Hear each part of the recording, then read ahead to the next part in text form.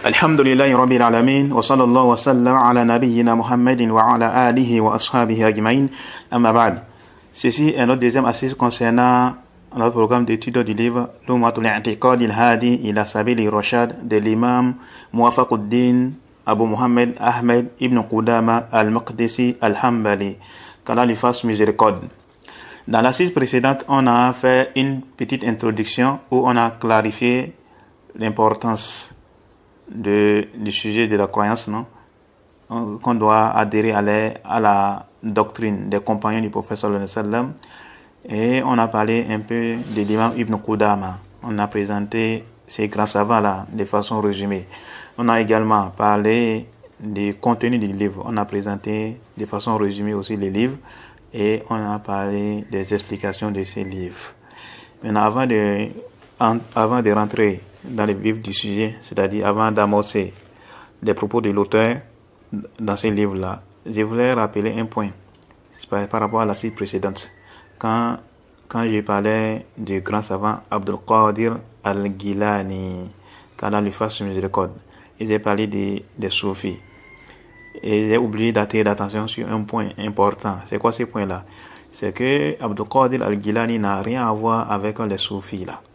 Les soufis qu'on connaît là, aujourd'hui là, qui ont adhéré à l'adoration des tombes. Dans le soufisme maintenant là, c'est mélangé avec quoi? L'adoration des tombes, les mensonges, les khurafat, les superstitions, les hadiths fabriqués, les hadiths inventés là, ils sont plongés dedans. Ces grands savants n'ont rien à voir avec ces soufis là. Les soufis qu'on connaît maintenant, quand on parle de soufisme là, le soufisme a pris plusieurs ampleurs. Parmi les choses qu'on retrouve dans le soufisme, il y a quoi? L'adoration des tombes, il y a les shirkiyat, il y a les superstitions, il y a quoi? Les déviations, l'égarement, les innovations et autres là. Et ils sont très très éloignés du livre d'Allah et de la sunna de son messager sallallahu alayhi wa sallam. Contrairement au Cheikh Abdul Qadir al-Gilani, qui est un grand savant parmi les éminents savants de la sunna et qui suivait le madhhab de l'imam Ahmed ibn Hanbal, qu'Allah lui fasse miséricorde. Donc vous avez oublié de les notifier cela. Il n'est pas d'ailleurs le seul au sujet desquels les soufis s'affilient. Il y a également l'autre là, les grands savants là, Sahal at-Tustari, qu'Allah lui fasse miséricorde.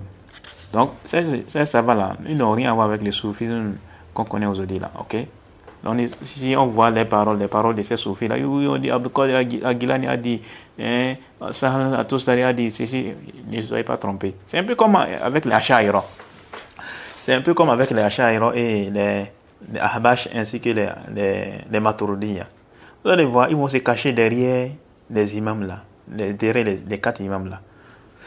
Quand on prend par exemple les Maturidiyya, ils se cachent derrière le madhhab de l'imam Abu Hanifa. Bien évidemment, Abu Hanifa n'a rien à voir avec la croyance des Maturidiyya. La doctrine des Maturidiyya est très très éloignée de la doctrine de l'imam Abu Hanifa et de ses deux étudiants, Mohamed ibn Hassan al-Shaybani et l'autre là, Abu Yusuf. Il suffit seulement de regarder les livres là, Aqidat al-Tahawiyya, pour se rendre compte de cette réalité là. Les Maturidiyya n'ont rien à voir avec la croyance, la doctrine de l'imam Abu Hanifa. C'est seulement dans le fait qu'ils vont essayer de les suivre. Et ils font les fanatismes.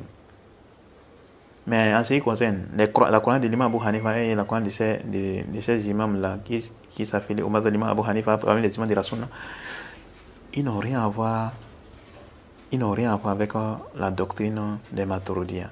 Les Maturidiyya, c'est une secte parmi les gens du Kalam qui ont vu jour au 3e siècle de l'Iran. On dit qu'il est né il est contemporain à Abul Hassan al-Ash'ari en fait. Il est contemporain à Abul Hassan al-Ash'ari.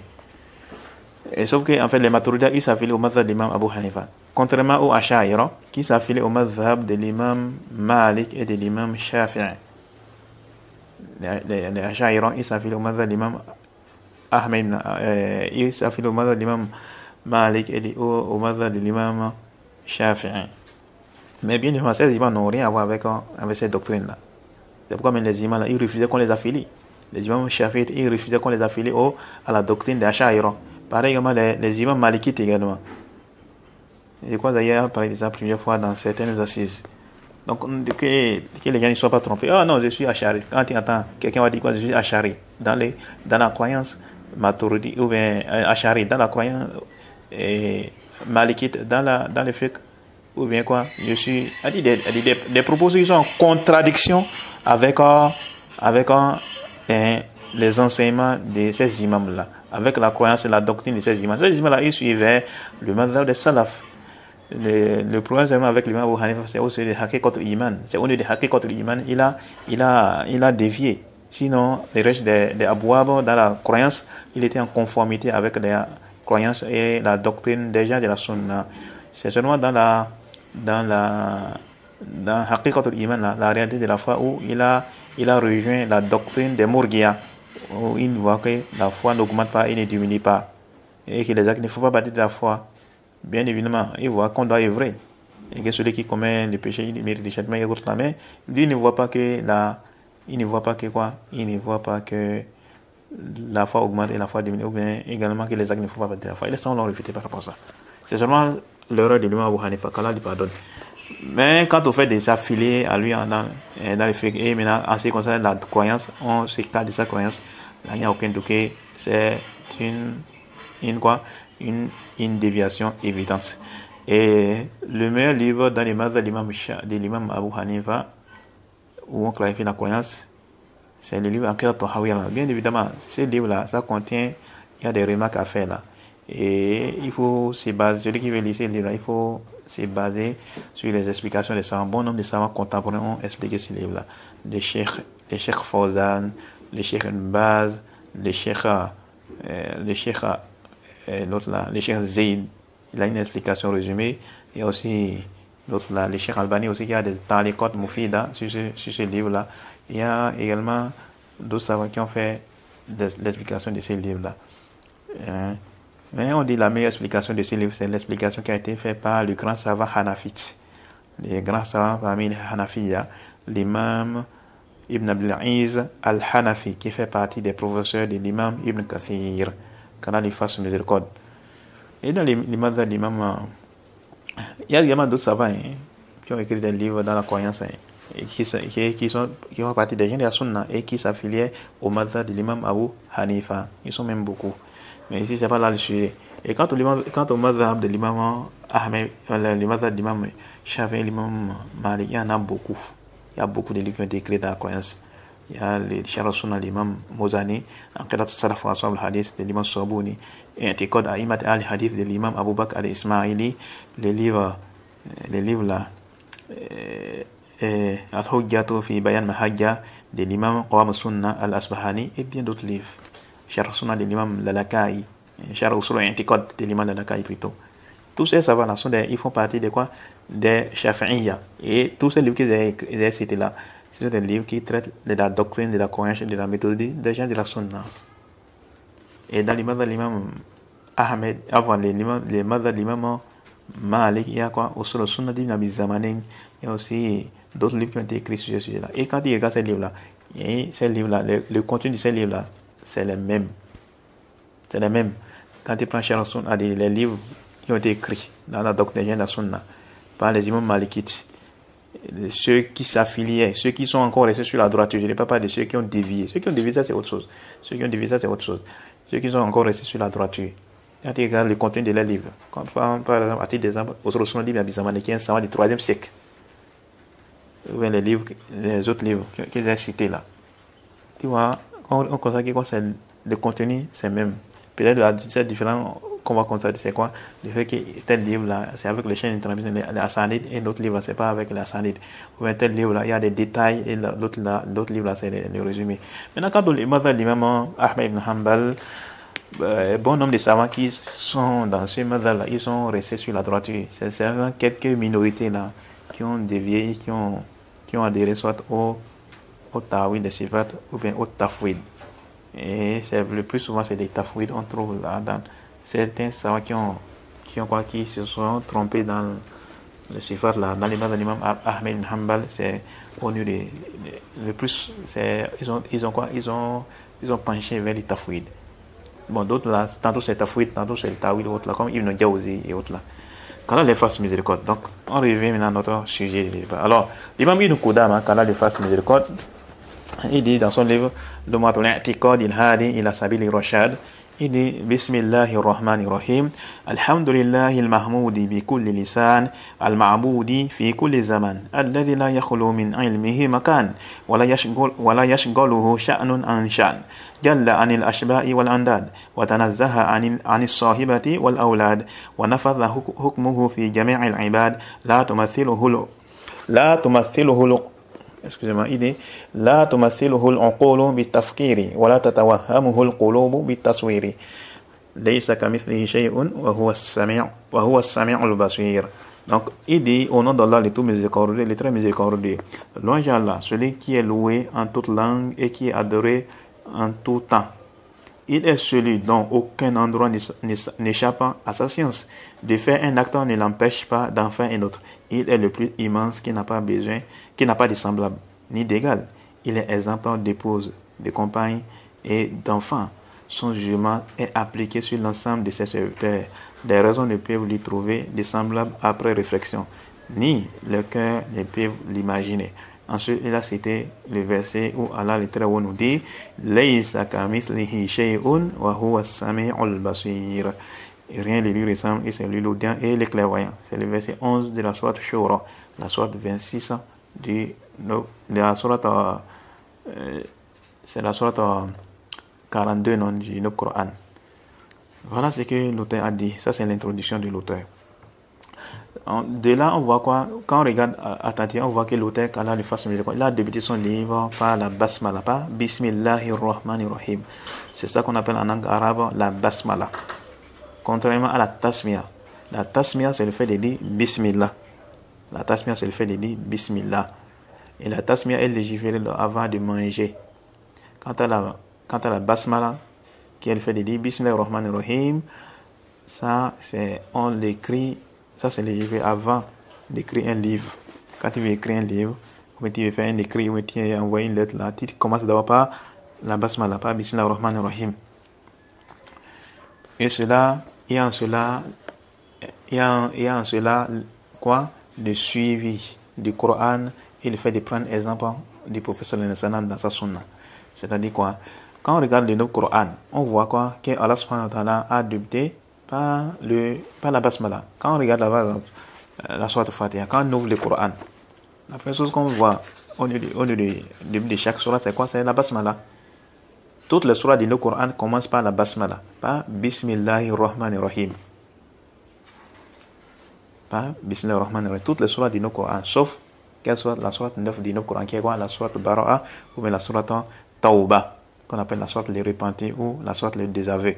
C'est la seule sourate qui ne débute pas par la basmala, par Bismillahir Rahmanir Rahim. Sinon, le reste des sourates du Coran commencent par ça.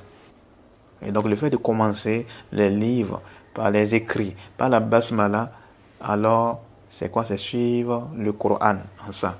Ça, c'est le premier point. Le deuxième point, c'est également prendre exemple de la sunna du prophète sallallahu alayhi wa sallam. En effet, le messager d'Allah sallallahu alayhi wa sallam, il est prouvé de façon authentique qu'il débutait ses écrits, ces lettres-là, par la basmala.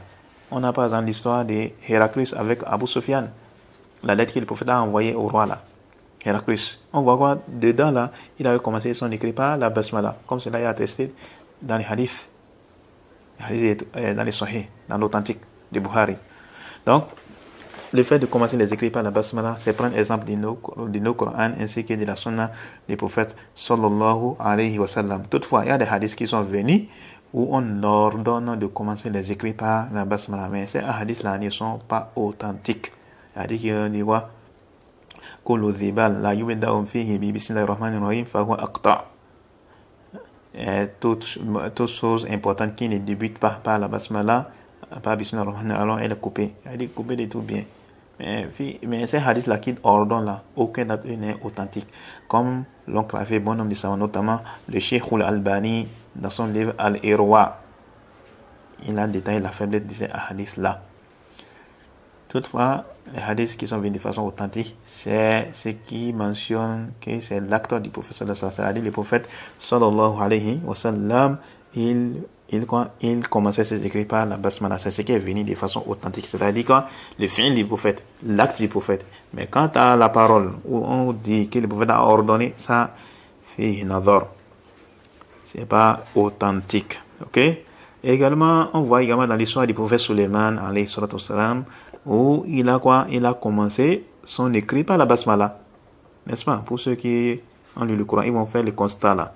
Dans les deux Corans, on fait ces constats-là. Allah subhanahu wa ta'ala, en nous parlant de l'histoire de son messager, le prophète Suleiman, alayhi salatu wassalam, dans la sourate Naml. Qu'est-ce que Allah subhanahu wa ta'ala nous dit? Allah subhanahu wa ta'ala nous dit qu'est-ce qu'il a dit? Il dit قالت يا أيها الملأ إني ألقي إلي كتاب كريم إنه من سليمان وإنه بسم الله الرحمن الرحيم. Alors il dit quoi? Que la reine de Saba, qu'on appelle Bilqis, quand la face miséricorde, elle a dit quoi? Elle a dit, ô notable, donc la reine dit, ô notable, une noble lettre m'a été lancée. Elle vient de Suleiman et elle commence par Bismillahirrahmanirrahim. Et c'est au nom d'Allah, le tout miséricordieux, le très miséricordieux. Et il a dit quoi? Il dit Allah ta'alu alayya wa'tuni muslimin. Il dit ne soyez pas hautain avec moi et venez à moi en toute soumission. Ça c'est le verset du verset 29 au verset 31 de la sourate Naml. De la sourate Naml, la sourate 27 du Coran. C'est pourquoi le Cheikh Fawzan, Hafidhullah Ta'ala, dit quoi? Que le fait de commencer les écrits par la basmala, c'est prendre exemple du Coran ainsi que de quoi la pratique des prophètes. Il dit quoi? Que ça fait partie de la sunna des prophètes, que c'est la pratique des prophètes, notamment des prophètes Mohammed sallallahu alayhi wa sallam et le prophète Suleiman alayhi salatu wassalam. Et qu'est-ce qu'on vise par là quand il commence les écrits par la basmala? Qu'est-ce qui est voulu là? On dit quoi? On recherche la baraka. On recherche la baraka dedans. C'est-à-dire qu'Allah met la baraka dans ce qu'on veut entreprendre là. Et également qu'Allah nous facilite. Qu'Allah nous aide. Qu'Allah nous facilite à quoi? À accomplir cette tâche-là qu'on veut entreprendre là. Donc il y a là quoi? La recherche de la bénédiction et la recherche de quoi? De la facilité. Qu'Allah nous assiste, qu'Allah nous aide. J'espère que c'est compris. Ensuite, l'imam Ibn Qudama, bon, dans Bismillah ar-Rahman ar-Rahim, on ne va pas s'étaler sur ça. Il y a trois noms d'Allah, Allah, ar-Rahman et ar-Rahim, qui font partie des noms d'Allah subhanahu wa ta'ala. Ensuite, l'imam Ibn Qudama, il dit quoi? Alhamdulillah. Il dit Alhamdulillah. C'est quoi? Alhamdulillah. Louange à Allah. Alhamdu, Alhamdu, c'est la louange. Ok? Il y a plusieurs paroles de savoir concernant le sens de Alhamdu.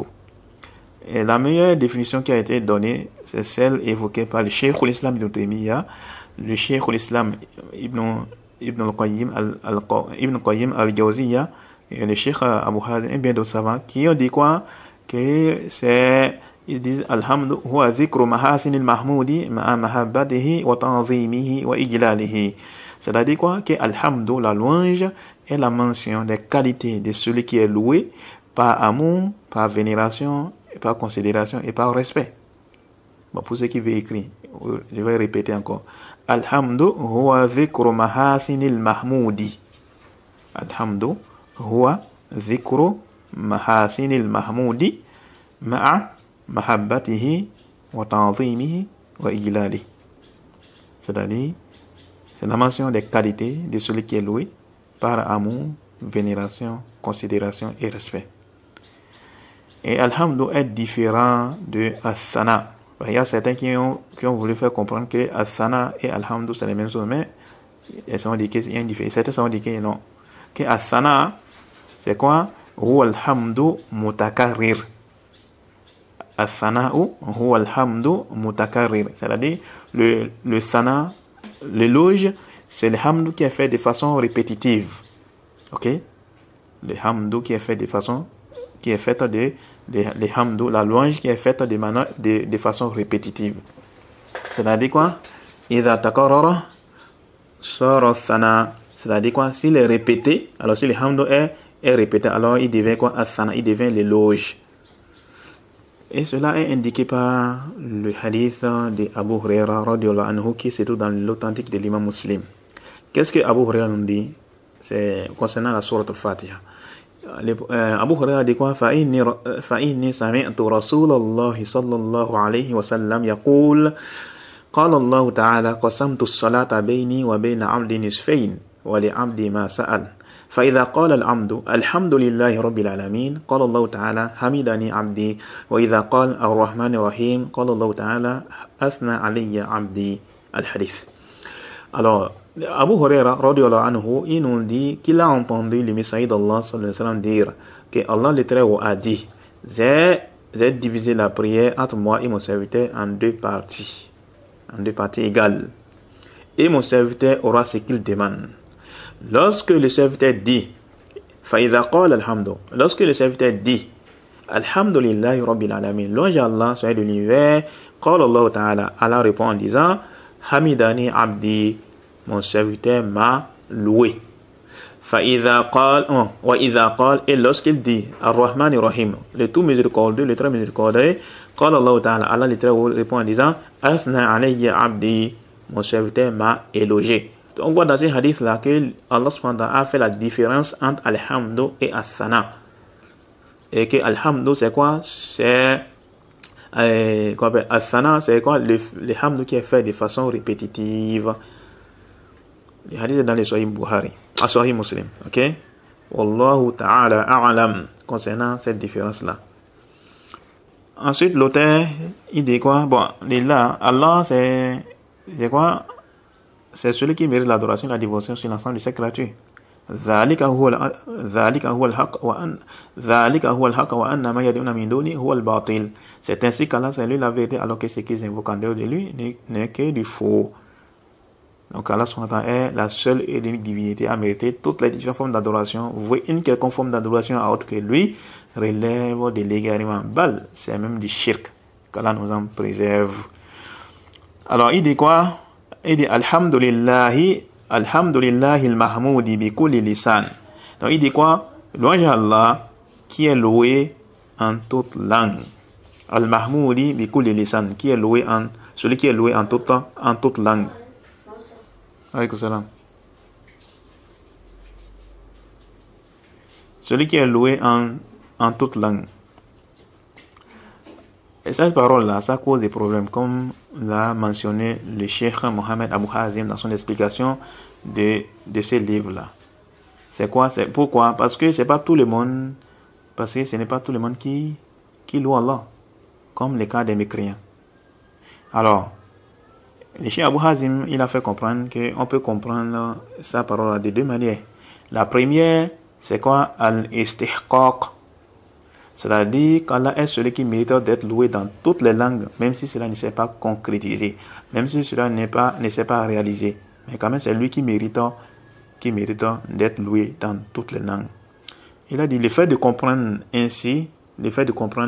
sa parole ainsi, cela est indiqué par le lam du lafz jalala. Car la parole alhamdu, le lam là, les lames là, on est de quoi? Les la, alhamdulillah. Quand il dit lillah là, le lam qui est là, c'est les lames de lafz jalala là. Donc, on dit quoi? Al-lam fi lafz jalala de l'istihqaq. Ok? C'est un lam qui est quoi? Qui est indiqué par toi. C'est les lames de quoi? De al-istihqaq. C'est-à-dire que quoi? Qu'est-ce que vous voulez par là? Donc, en fait, c'est quoi le sens de sa parole? C'est-à-dire quoi? Quand il dit Al-Mahmoudi bi kulli lisan, ay an Allah yastahiqqu al-hamd bi kulli lisan wa illam yakun dhalika al-waqi'a min kulli ahad. Il dit quoi? Celui qui est loué, Al-Mahmoudi bi kulli lisan, celui qui est loué en toutes langues, c'est-à-dire quoi? Allah est celui qui mérite d'être loué dans toutes les langues, même si tout le monde ne le fait pas. C'est bon, même si tout le monde ne le fait pas. Mais quand même, c'est Allah subhanahu wa ta'ala qui les mérite. Ok? Allah subhanahu wa ta'ala qui les mérite. Ça, c'est la première manière de comprendre sa parole. Donc, quand il dit quoi? Alhamdulillahi mahmoudi bi kulli lisan, louange à Allah, celui qui est loué en toute langue. C'est-à-dire, louange à Allah, celui qui mérite d'être loué dans toutes les langues. En toutes les langues. C'est bon là? Ça, c'est l'une des manières de comprendre. La deuxième manière, c'est le fait qu'Allah est loué par l'ensemble des gens, malgré et bon gré. Et cela est indiqué par la parole d'Allah subhanahu wa ta'ala dans la sourate Al-Isra, la sourate 17, le verset 44. Allah subhanahu wa ta'ala nous dit: تسبح له السماوات السبع والأرض ومن فيهن وإن من شيء إلا يسبح بحمده ولكن لا تفقهون تسبيحهم إنه كان حليما غفورا. Allah subhanahu wa ta'ala nous dit dans ces versets-là, il dit: les sept cieux et la terre et ceux qui s'y trouvent célèbrent sa gloire, et il n'existe rien qui ne célèbre sa gloire et ses louanges. C'est là, c'est l'aspect argumentatif. Et il n'existe rien qui ne célèbre sa gloire et ses louanges. Mais vous ne comprenez pas leur façon de glorifier. C'est lui qui est indulgent et pardonneur. C'est le verset 44 de la sourate 17, la sourate Al-Isra du Coran. Ensuite, l'imam Ibn Qudama a dit quoi? Al-Ma'boudi fi kulli zaman. Celui qui est adoré en tout temps. En tout temps. Ça, c'est quoi Al-Ma'boud, l'adoration. Al-Ibada, c'est quoi? Alors, le mot adoration, là, on va d'abord parler de l'adoration, après on va revenir à la parole de l'autre. Alors, Al-Ibada a deux sens, les sens linguistiques et les sens religieux. Dans les sens linguistiques, Al-Ibada, c'est quoi? At-tadharrul wa al-khudu'. C'est-à-dire quoi? L'humilité et la soumission. Et dans les jargons islamiques, dans la religion, dans la terminologie islamique, Al-Ibada, il y a plusieurs définitions, mais la plus ahsan, la meilleure des définitions, c'est celle mentionnée par le Cheikh l'Islam Ibn Taymiyyah. Il a dit quoi? هي اسم جامع لكل ما يحبه الله ويرضاه من الأقوال والأعمال الظاهرة والباطنة. يعني que l'adoration est un nom général qui regroupe tout ce qu'Allah aime et agrée parmi les paroles et les actes. Parmi les paroles et les actes, ça peut être apparent comme ça peut être caché. L'adoration, c'est un nom général qui englobe tout ce qu'Allah aime et agrée. Donc, quand Allah aime quelque chose et agrée cette chose-là, alors cette chose-là, ça fait partie de l'adoration. Également, dans le cas de l'adoration, quand on voit qu'Allah subhanahu wa ta'ala ordonne ou Allah recommande, que ce soit dans le Coran ou dans la sunna de son messager, sallallahu alayhi wa sallam.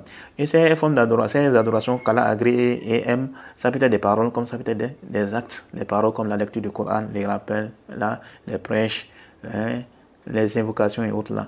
Et les actes comme la commission des prières et autres là, les djihad et autres. Et al-zahira, ça peut être apparent, comme l'ordonnance du bien et l'intelligence du blâmable. Les adorations qu'on voit de façon apparente là, mais wal-batina, ce qui est caché, comme les adorations qalbiyya, les adorations du cœur. Maintenant, on revient à la parole de l'auteur. Et bon, la condition de validité de l'adoration, on a deux conditions de validité de l'adoration. C'est quoi? Al-ikhlas wal-mutaba'a, la sincérité et le suivi. C'est-à-dire qu'il doit être sincère dans le culte. L'adoration qu'il est en train de faire là, tu dois être sincère, tu le fais uniquement et exclusivement pour Allah subhanahu wa ta'ala, comme Allah nous dit: wa ma umiru illa liya'budullaha mukhlisina lahu-d-din. Allah dit quoi? Il a été commandé cependant que d'adorer Allah en lui voit le culte exclusif. Donc la sincérité vis-à-vis d'Allah subhanahu wa ta'ala. Et ensuite maintenant, il faut être en conformité avec la législation d'Allah subhanahu wa ta'ala qui a été transmise par son messager sallallahu alayhi wa sallam à l'humanité. Et cela, le prophète nous a dit quoi? Si c'est pas en conformité à ça relève d'une innovation, et le prophète nous a dit quoi? Man ahdatha fi amrina hadha ma laysa minhu fa huwa raddun. Celui qui va innover dans notre affaire, si ce qui n'en fait pas partie, alors elle est rejetée. Et dans une autre riwaya, dans une autre version, il a dit quoi? Man amila amalan. Il dit: Man amila amalan laysa alayhi amruna fa huwa raddun. Et celui qui va œuvrer, celui qui va faire une œuvre qui ne relève pas de notre ordre, alors cette œuvre est rejetée. Et concernant les deux conditions de validité de l'adoration, il y a plusieurs preuves qui sont venues par rapport à ça, qui sont dans le Coran ainsi que dans la sunna du prophète sallallahu alayhi wa sallam. On a déjà évoqué quelques-uns là, mais on va clôturer ça par une autre preuve qui est dans la sourate Kahf, où Allah subhanahu wa ta'ala nous dit, c'est le dernier verset de la sourate Kahf, où Allah littéralement dit quoi? Il dit: فَمَنْ كَانَ يَرْجُو لِقَاءَ رَبِّهِ فَلْيَعْمَلْ عَمَلًا صَالِحًا وَلَا يُشْرِكْ بِعِبَادَةِ رَبِّهِ أَحَدًا. Allah littéralement dit: quiconque donc espère rencontrer son Seigneur, qu'il fasse des bonnes œuvres et qu'il n'associe dans son adoration aucun à son Seigneur. Dans ces versets-là, dans cette partie du verset-là, Allah a évoqué les deux conditions de validité de l'adoration. La première, c'est quoi? Qui est la sincérité, c'est où l'aspect argumentatif, voilà yushrik bi ibadati rabbihi ahada, et qui n'associe rien à son Seigneur. Donc ça concerne la sincérité. Et al-mutaba'a, la conformité, c'est où l'aspect argumentatif, falyamal amalan saliha, qu'il fasse des bonnes œuvres. À quel moment on dit que tel ne fait pas des bonnes œuvres? C'est lorsque c'est légiféré. C'est Allah et son message qui vont déclarer ça. Si Allah et son message ne vont pas déclarer, est-ce qu'on peut dire que ça ne fait pas des bonnes œuvres? On ne peut pas dire ça. Parce que la législation est tawqifiyya. La législation est limitée au texte du Coran ainsi que de la sunna du prophète sallallahu alayhi wa sallam. Et Allah subhanahu wa ta'ala nous a éduqué dans le Coran à ne pas les dévancer et à ne pas dévancer son messager. Comme il nous dit dans la sourate Hujurat, le premier verset, Allah dit quoi? Ya ayyuhalladhina amanu la tuqaddimu bayna yadayhi Allahi wa rasuli. Oh, vous qui avez cru, ne dévancez pas Allah et son messager. Wattaqullah, et craignez Allah. Inna Allah sami'un alim. C'est Allah entend tout et il est omniscient. Donc tout ça, ça montre quoi? Qu'on doit être sincère dans nos cultes d'adoration et qu'on doit se conformer à la législation d'Allah subhanahu wa ta'ala, dont le prophète sallallahu alayhi wa sallam nous a fait part. On ne doit pas dépasser les limites. Je veux que c'est bon. Alors on revient maintenant à la parole de l'auteur, l'imam Ibn Qudam. Il a dit quoi? Al-ma'boudi fi kulli zaman, celui qui est adoré en tout temps. Cette parole, ça cause des problèmes comme certains l'ont dit. Et le cheikh Abu Hazim dit quoi? On peut le comprendre également. On peut comprendre sa parole d'une des deux manières. La première, c'est quoi? Al-istihqaq. C'est-à-dire qu'Allah est celui qui mérite d'être loué. C'est-à-dire Allah subhanahu wa ta'ala est celui qui mérite d'être adoré. C'est-à-dire Allah subhanahu wa ta'ala est celui qui mérite l'adoration à tout moment et à toute époque. Vrai ou faux? Vrai. Quand on parle de la ilaha illallah, ça veut dire quoi? La ma'bouda bihaqqin illallah. C'est-à-dire nul ne mérite d'être adoré si ce n'est Allah. Excusez-moi. L'adoration, c'est quoi? C'est quelque chose qui est réservé uniquement à Allah subhanahu wa ta'ala. Wa'abudullaha wa la tushriku bihi shay'an.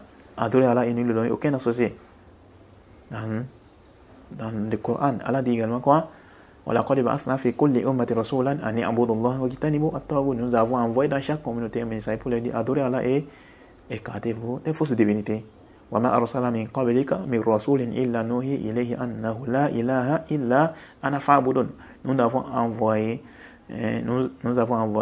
envoyé avant toi aucun message à qui nous n'avons révélé point de divinité qui m'est d'adoré, si ce n'est moi. Adorez-moi donc. Ya qawm u'budullah ma lakum min ilahin ghayruh. Ils ont dit à les peuples que quoi? Oh mon peuple, pour vous il n'y a aucune divinité qui m'est d'adoré, si ce n'est lui. Adorez-les donc. Donc on voit quoi dans plusieurs passages du Coran, Allah subhanahu wa ta'ala nous a indiqué cet aspect-là, qui est quoi? Que c'est lui qui mérite l'adoration. Allah dit wa qada rabbuka alla ta'budu illa iyyahu wa bil walidayni ihsana. Et ton Seigneur a décrété, ton Seigneur a rendu obligatoire, il a prescrit que quoi? N'adorer que lui et d'être bienfaisant envers les parents, papa et maman, père et mère. Et on a plusieurs preuves qui indiquent que Allah subhanahu wa ta'ala est celui qui mérite d'être adoré. C'est ainsi qu'Allah c'est lui la vérité, alors que ce qu'ils invoquent en dehors de lui n'est que du faux. Et il y a plein de preuves concernant cet aspect-là, qui est quoi? Qui indique que Allah subhanahu wa ta'ala est celui qui mérite d'être adoré. Donc l'adoration, c'est quelque chose qui est réservé uniquement et exclusivement à Allah subhanahu wa ta'ala.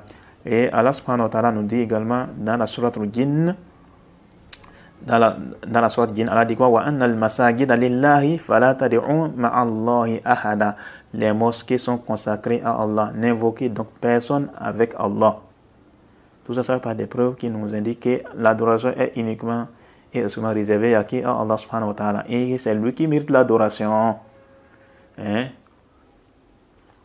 pourquoi on dit quoi quand on parle de la définition de Allah, huwa dhul uluhiyyati wal ubudiyyati ala khalqihi ajma'in. C'est celui qui est quoi? Qui possède les deux qualités là, les deux caractéristiques, al-ubudiyya et al-uluhiyya. C'est-à-dire quoi? Celui qui mérite d'être adoré et celui qui mérite l'adoration et la dévotion sur l'ensemble de ses créatures. c'est que c'est Allah subhanahu wa ta'ala. Donc ça c'est la première manière, qui est quoi? Al-istihqaq, c'est-à-dire qu'Allah subhanahu wa ta'ala est celui qui mérite l'adoration à tout moment et à toute époque. Donc vous voyez une des formes d'adoration à autre que lui, c'est du shirk. Et malheureusement, bon nombre de personnes sont tombées dans les pratiques du shirk. Même certaines personnes qui se réclament de la religion islamique, qu'Allah nous facilite.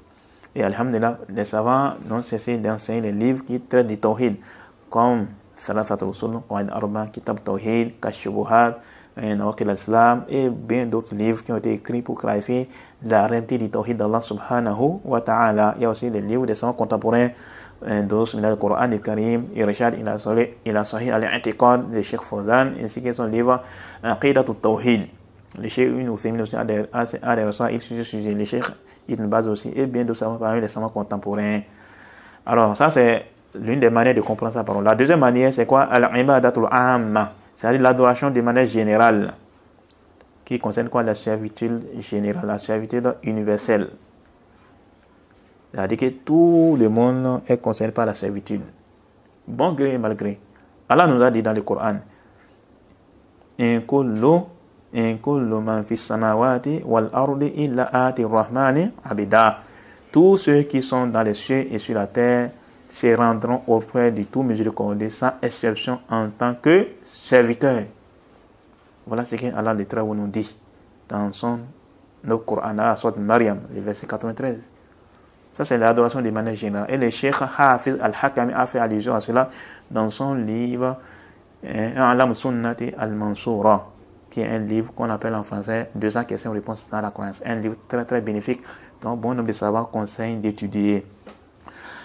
Ensuite, l'imam Ibn Qudama il dit Alladhi la yakhlu min ilmihi makan. Il dit celui dont aucun endroit n'échappe à sa science. Ceci est une indication concernant la vaste science d'Allah subhanahu wa ta'ala qui englobe tout endroit.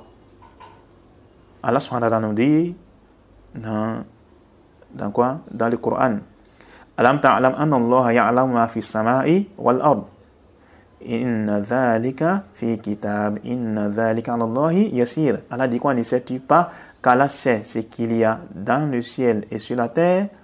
Tout cela est dans un livre et cela est pour Allah bien facile. Et la science d'Allah est partout. On dit quoi? Ilmullahi fi kulli makan. La science d'Allah est dans tout endroit. Mais ainsi comme ça, Allah lui-même, il est où? Il est au-dessus de la création. La science d'Allah est partout. Et Inch'Allah, on reviendra sur ce sujet lorsqu'on va parler des destins. Ensuite, l'imam Ibn Qudama dit quoi? Il dit Wala yashghaluhu sha'nun an sha'n. C'est-à-dire quoi? Il dit de faire un acte ne l'empêche pas d'en faire un autre. Ceci fait partie de sa perfection. Ça fait partie de sa perfection. Ça fait partie de la perfection d'Allah subhanahu wa ta'ala. Et c'est venu dans un hadith Qudusi où le prophète nous a dit quoi? Que Allah subhanahu wa ta'ala a dit Ya ibadi, law anna awwalakum wa akhirakum wa insakum wa jinnakum qamu fi sa'idin wahid fasa'aluni fa'a'taytu kulla insanin mas'alata ma naqasa dhalika mimma indi illa kama yanqusul mikhyatu idha udkhila al-bahr. Il dit quoi dans les hadiths là? C'est les hadiths qui est rapporté dans l'imam Muslim. Allah, le prophète a dit quoi? Que Allah le Très-Haut a dit ô mes serviteurs, si les premiers d'entre vous et les derniers, les hommes parmi vous et les djinns, vous teniez tous sur une plaine et m'invoquez tous et que j'accordais à chacun ce qu'il me demande, cela ne diminuerait en rien ce que je possède. Tout comme la mer n'est pas réduite, sinon il trempe une aiguille. Allah subhanahu wa ta'ala, il est parfait. Il est parfait dans ses actes. Il est parfait dans ses attributs. Il est parfait. Il n'y a pas de défaut, il n'y a pas d'insuffisance. Il n'y a pas d'infection. Il n'y a pas d'imperfection. À ce qui concerne la il n'y a pas d'imperfection. Tout ce qui concerne l'imperfection, les défauts et autres là, ça, Allah subhanahu wa ta'ala est exempté de cela. Il est tellement parfait au point où rien n'échappe à sa science. Et de faire un acte, ça n'empêche pas de faire un autre. On a une preuve concernant les invocations. Quand telle personne est en train d'invoquer, on voit quoi? Qu'il y a des gens qui sont en train d'invoquer Allah au même moment. et Allah va exaucer les invocations. Est-ce que le fait qu'il écoute telle personne, ça l'empêche d'écouter également d'autres personnes? Non, ça ne l'empêche pas. Allah subhanahu wa ta'ala est parfait. Subhanahu wa ta'ala. Ensuite, le Cheikh Ibn Qudama, il dit quoi? Il dit Jalla anil ashba'i wal andad wa tanazzaha anis sahibati wal awlad. Il dit quoi? Il dit il est le plus immense qui n'a pas de semblable ni d'égal. Il est exempt de compagnes, d'épouses et d'enfants. Tout cela ça fait partie des choses par lesquelles Allah subhanahu wa ta'ala est exempté. Ok? Allah nous dit dans le Coran Badi'us samawati wal ard. Anna yakunu lahu walad wa lam takun lahu sahiba wa khalaqa kulla shay'in wa huwa bi kulli shay'in alim. Allah dit créateur des cieux et de la terre, comment aurait-il un enfant alors qu'il n'a pas de compagne? Et c'est lui qui a tout créé et il est omniscient. Allah dit également wa annahu ta'ala jaddu rabbina mattakhadha sahibata wala walada. Allah dit quoi? En vérité notre Seigneur, dans les versets, ça c'est la sorte Jinn. Allah dit quoi? En vérité, notre Seigneur, que sa grandeur soit exaltée, ne s'est donné ni compagne ni d'enfant. Allah subhanahu wa ta'ala, il n'a pas de quoi? Il n'a pas d'enfant, il n'a pas de femme, il n'a pas d'épouse. Et dans la sorte Ikhlas, Allah dit quoi? Il a dit Qul huwa Allahu ahad, Allahu samad, lam yalid wa lam yulad wa lam yakul lahu kufuwan ahad. Allah dit il est Allah l'unique. Allah, le seul à être imploré pour ce que nous désirons, il n'a jamais engendré, n'a pas été engendré non plus. Et nul n'est égal à lui. Et nul n'est égal à lui. C'est où l'aspect argumentatif? L'aspect argumentatif, c'est quoi? Lam yalid wa lam yulad wa lam yakul lahu kufuwan ahad. Il n'a jamais engendré et n'a jamais été engendré, n'a pas été engendré non plus. Et nul n'est égal à lui. Tout cela, ça fait partie des preuves concernant ce que l'auteur a dit. Et on sait également, Allah nous a dit dans la sourate Baqarah, dans la sourate Baqarah, quand Allah subhanahu wa ta'ala a ordonné de l'adorer. Après, qu'est-ce qu'il a dit? Il a dit Fala taj'alu lillahi andada wa antum ta'lamun. Allah dit et ne lui donnez pas des égaux alors que vous savez cela. Allah dit d'abord, au début, il a d'abord dit quoi? Ya ayyuhan nas u'budu rabbakum alladhi khalaqakum walladhi min qablikum la'allakum tattaqun. Oh vous les gens, adorez votre Seigneur qui vous a créé, vous et ceux qui vous ont précédé, ainsi attendez-vous la piété. Ensuite il a dit quoi? Alladhi ja'ala lakumul arda firasha.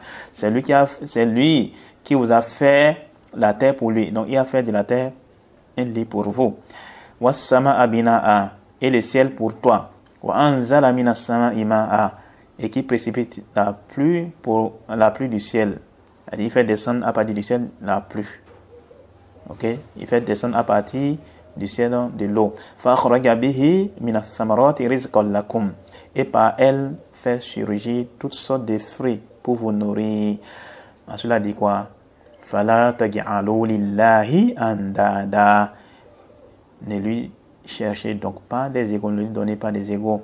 Wa antum ta'lamun, alors que vous savez cela. Donc Allah n'a pas d'égal.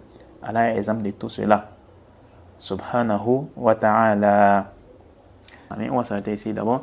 Subhanakallah wa bihamdik, ashhadu an la ilaha illa anta, astaghfiruka wa atubu ilaik. Assalamu alaikum wa rahmatullahi wa barakatuh.